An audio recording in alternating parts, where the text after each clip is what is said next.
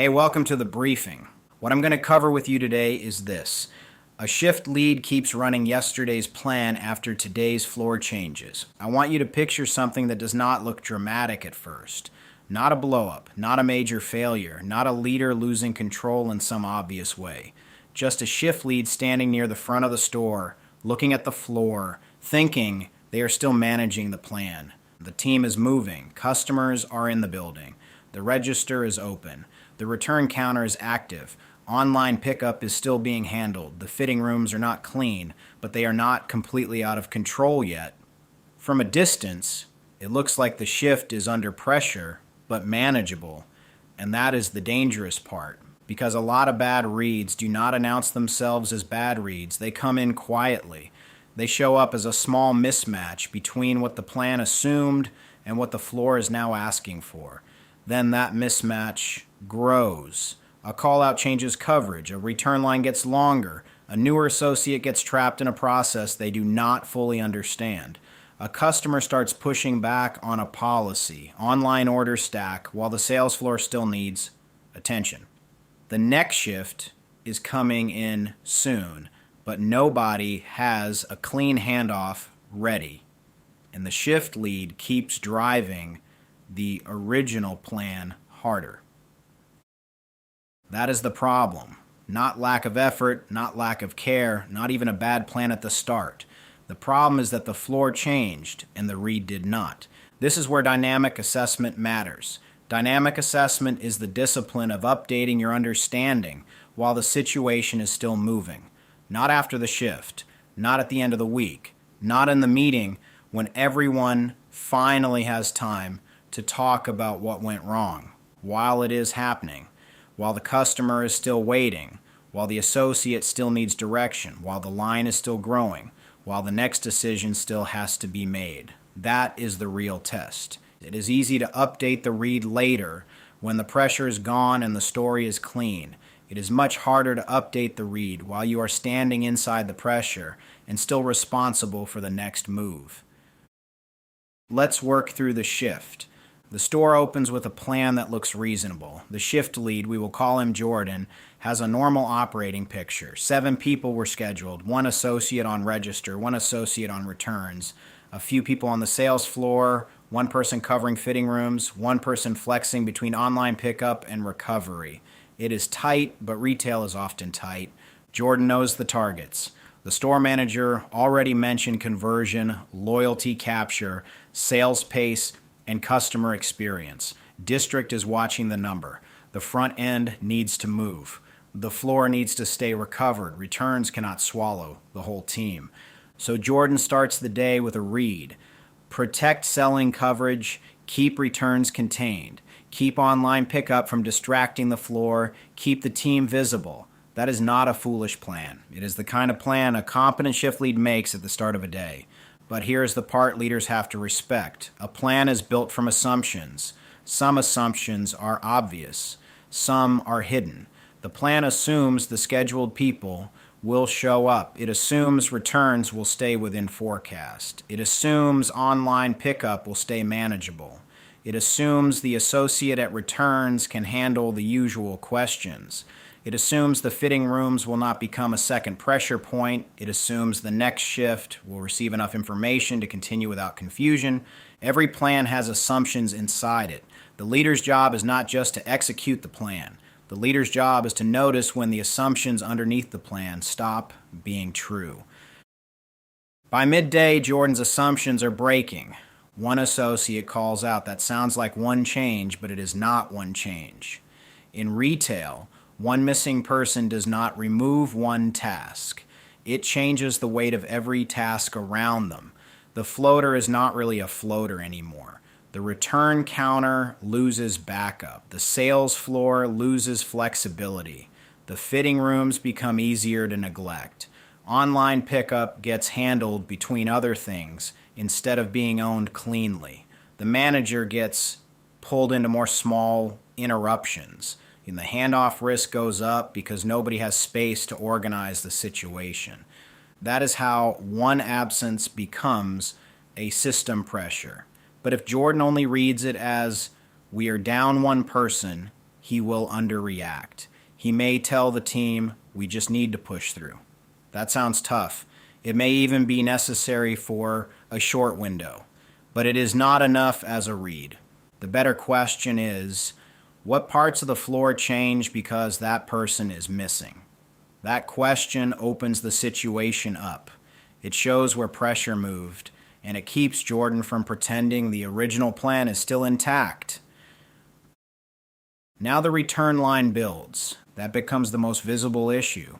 A customer has an online return. The order number is buried in an email. The associate at the counter is trying to help, but the system is asking for information the customer does not understand. The customer says the website made it sound simpler. The associate is trying to explain the policy. Another customer steps into line, then another. The associate calls Jordan. Jordan walks over and sees what every retail leader hates seeing: a line at the service point, a customer getting irritated, an associate looking unsure, the front of the store feeling tight. That picture creates urgency, and urgency tries to shrink the read. The mind wants one clear problem. The associate is slow. The customer is difficult. The policy is annoying. The line needs to move. Pick one and fix it. That is how pressure pulls a leader toward the easiest explanation. But the easiest explanation is not always the true driver. The associate may be slow because the process is unclear. The customer may be difficult because the online expectation does not match the in-store reality. The policy may be annoying because it lands at the counter without enough authority given to the person enforcing it. The line may be long because pickup volume, call-out coverage, and fitting room pressure have already weakened the backup plan. So if Jordan says, move faster and use the script, he may sound decisive while missing the point. The return counter is not just a return counter now. It is where the changed floor is becoming visible. That is the shift in the read. This is the part I want you to sit with. The person closest to the friction is often not the person causing the friction. They may simply be the place where the system finally becomes visible. That happens in retail all the time. The associate at the register gets blamed for a slow line, but the real issue is that nobody adjusted coverage after pickup volume changed. The fitting room attendant gets blamed for a mess, but the real issue is that traffic changed and the recovery plan never got updated. The shift lead gets blamed for a weak close, but the close inherited 3 hours of stale decisions from earlier in the day. The customer service associate gets coached on tone, but the process put them in a conflict with no clear authority and no manager handoff language. This does not mean people do not need coaching. They do. Standards still matter. Tone matters. Speed matters. Ownership matters. Customer care matters. But if the leader corrects behavior before updating the read, they may coach the symptom and leave the driver untouched. I have learned versions of this the hard way. When you lead under pressure, you can become attached to the first clear read because it gives you something to hold on to. It gives you control. It gives you a clean answer. But sometimes that clean answer gets old quickly. And if you do not catch that, you start enforcing yesterday's understanding against today's conditions. That is where good leaders create damage without intending to. Let's go back to Jordan. He sees the line and tells the associate to move faster. He reminds them to use the return language. He tells them to call only when they need manager approval. Then he steps away to check the sales floor. On paper, that sounds normal. But 10 minutes later, the same problem is worse. The line is longer. The customer complaint has escalated. The newer associate is now embarrassed and less confident.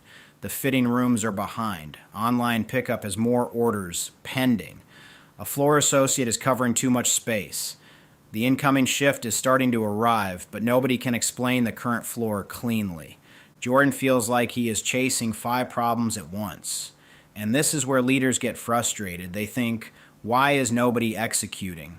But that may be the wrong question. The better question is, what did I fail to update when the floor changed?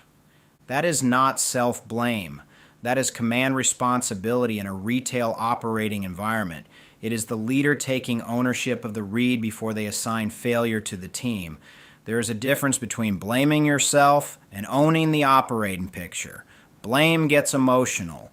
Ownership gets useful. Dynamic assessment is an ownership tool. It keeps the leader from hiding behind the original plan. Now look at the handoff. The next shift comes in. They are walking into a floor that is already carrying pressure. They ask normal questions. Who is on pickup? What happened with the return complaint? Who needs coverage? Why are the fitting rooms behind? What did district ask for? Which customer issue still needs manager follow-up? Jordan answers while still moving. The answers are partial, not because Jordan is careless, because the read was never fully updated. He knows pieces of what happened, but he has not converted those pieces into a clean operating picture. So the next shift inherits noise. And this is how a stale read spreads. It does not stay inside the moment. It gets passed forward. The next leader starts making decisions from incomplete context. The next associate handles a customer without knowing what already happened. The next manager sees a messy front end and assumes the prior team lacked urgency. The same return issue repeats with a different customer. Now the store has a pattern, but the pattern did not start as a culture problem. It started as a read problem. That is the consequence chain: a changed floor, an old read, a narrow correction, a weak handoff, a repeated issue. Then leadership calls it performance, and sometimes it is performance, but sometimes performance is what gets blamed after the read already failed. This matters because retail leaders live inside moving information, and the floor is not static. Customer behavior changes by hour. Traffic changes by weather, promotions, pay cycles, school schedules, local events, and plain randomness. Online and in-store demand collide. One call-out can change the whole coverage picture. A system issue can turn a simple pickup into a service problem. A return policy can become a customer confrontation. A district message can pull a leader's attention away from the floor at the exact wrong time. A weak handoff can make the next team look worse than they are. So when a leader says, "We had a plan," my answer is good. Did the plan still match the floor? That is the dynamic assessment question. And the answer cannot be assumed. It has to be checked. There is a bad version of adaptability, and I want to separate it from what I'm talking about. Bad adaptability is chasing every signal. A customer complains, so everybody shifts. A line forms, so everybody shifts. A number drops, so everybody shifts. A district message comes in, so everybody shifts. That creates instability. The team stops trusting direction because direction changes every few minutes. That is not dynamic assessment. That is reactive leadership. Dynamic assessment is not panic with better language. Dynamic assessment is controlled updating. It asks what changed, what that change affects, what signal is loudest, what else is moving, and what decision needs to be current before anyone acts again. That is very different from just reacting. The leader does not abandon the plan because the floor got uncomfortable. The leader tests the plan against the new reality. If the plan still fits, hold it. If the plan needs adjustment, adjust it. If only one part needs to change only that part. If the handoff needs to be reset it before the next shift starts making decisions from old information. This is not about constant movement. It is about accurate movement. Let me give you the field level version. When the shift starts slipping, do not begin with who is failing. Begin with what changed. That question protects the team and the decision. What changed since the plan was built? Did staffing change? Did customer flow change? Did the task mix change? Did a policy issue surface? Did online demand shift? Did a customer issue pull leadership attention? Did the next shift lose context? Did the loudest issue hide another issue forming behind it? Those questions do not lower the standard. They protect the standard from being applied blindly, because if the plan assumed 7 people and you now have 6, you cannot pretend nothing changed. If the return counter was supposed to be contained, but it is now carrying online confusion, policy tension, and customer escalation, you cannot treat it like a normal return window. If the next shift is arriving without the read, You cannot blame them later for not understanding the conditions they inherited. This is operating discipline, not softness, not overthinking, operating discipline. Here is what Jordan should have done earlier. The moment the call out hit, he should have named the impact, not just the absence, the impact. We lost one person. That means pickup coverage is weaker, returns have less backup, and fitting rooms cannot absorb overflow. That sentence alone changes the floor. It tells the team what reality they are now in. Then, when the return line started building, Jordan should have connected it back to the changed floor. This is not only a return counter issue. This is now a coverage and process issue. That does not solve it yet, but it makes the next decision smarter. Then he should have reset one or two roles, not the whole store, just enough to match reality. Maybe the strongest floor associate takes returns for 20 minutes, while the newer associate shifts to pickup support. Maybe the floater stops trying to float and owns the online stack until it is cleared. Maybe fitting rooms get a short recovery burst before they become the next complaint. Maybe Jordan gives the return counter a clear escalation handoff. When you call me, give me the order type, policy issue, customer ask, and the decision needed. Do not restart the whole story when I walk up. That is practical. That is not theory. That is what an updated read sounds like. Then, before the next shift steps in, Jordan gives them the current picture.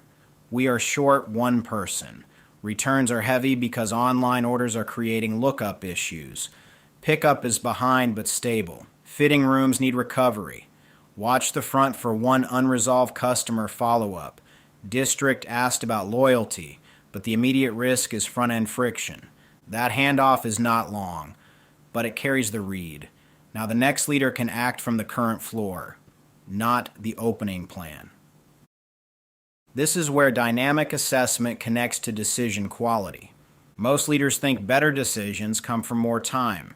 Sometimes they do, but in live operations, you often do not get more time. You get new information, and the leader who uses new information well makes better decisions than the leader who waits for perfect clarity.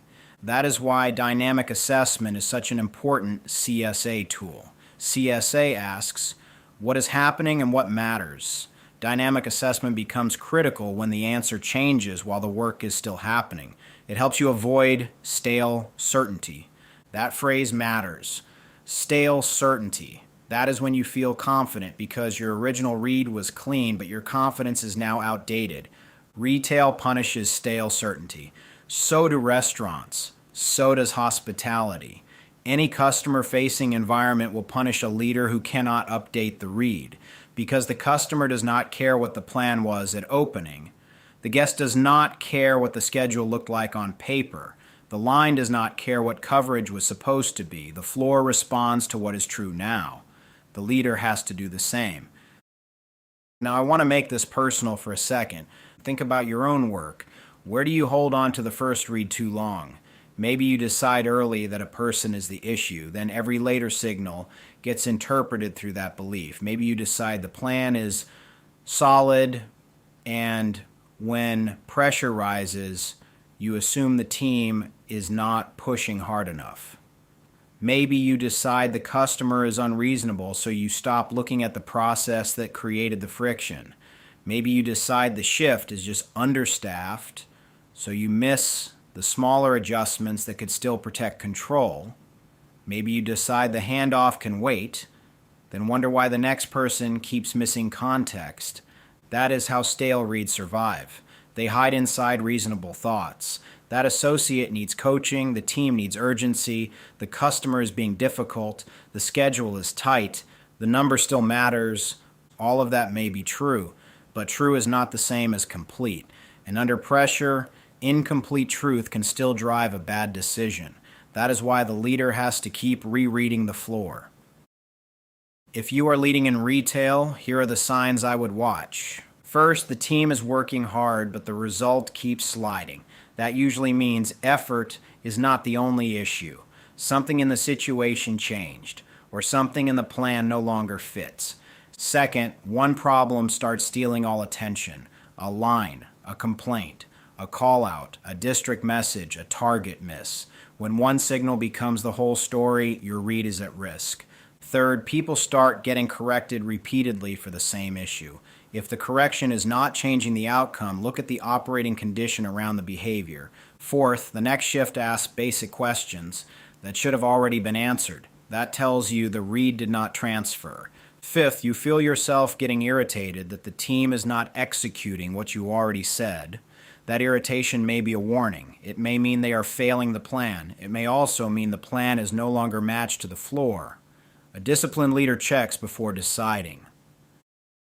I do not want you to turn this into a complicated worksheet in your head. For this briefing, keep it simple. Ask 5 questions during the next live pressure point. What did the plan assume? What changed? What signal is loudest? What else is moving? What needs to be updated before the next decision? That is enough to interrupt the stale read. Do not ask those questions like an academic exercise. Ask them like a leader who is trying to keep control. What did the plan assume? It assumed 7 people. What changed? We have 6. Pickup is heavier. Returns are backed up. What signal is loudest? The return line. What else is moving? Fitting rooms, pickup, customer expectations, and the next shift handoff. What needs to be updated? Coverage, escalation language, and the handoff. Now you have a better next move. Not perfect, better. And in live operations, better is often what keeps the shift from breaking. The biggest mistake is waiting until the end of the shift to learn the lesson. The end of shift review has value. But dynamic assessment is not only an after-action habit, it is a during-action habit. It asks you to learn while the work is still alive. That is hard. It takes humility because you have to admit that your earlier read may no longer be enough. It takes discipline because you cannot chase every signal. It takes control because you have to separate what is loud from what is driving the pressure. And it takes ownership because the leader has to update the operating picture before blaming the people inside it. That is mature leadership. Not dramatic, not flashy, but mature. And most teams can feel the difference. They know when a leader is just pushing the original plan harder. They also know when a leader is actually reading the floor. One feels like pressure coming down. The other feels like direction getting clearer. That difference matters. So here's the close. The floor changed. Jordan kept managing the opening read. That is the whole failure pattern. A reasonable plan became stale. A visible line became the whole story. An associate absorbed blame for a wider mismatch. A weak update became a weak handoff. A weak handoff carried the problem into the next shift. That is how small operating misses become leadership patterns. Dynamic assessment breaks that pattern by forcing the leader back to the current reality. Not the plan they liked, not the read they started with, not the explanation that feels easiest. The current reality. When the situation changes, the leader has to update the read before they change the people. That is the discipline. That is how you protect clarity. That is how you keep control. That is how you stop managing yesterday's plan against today's floor. Thanks for listening to the briefing.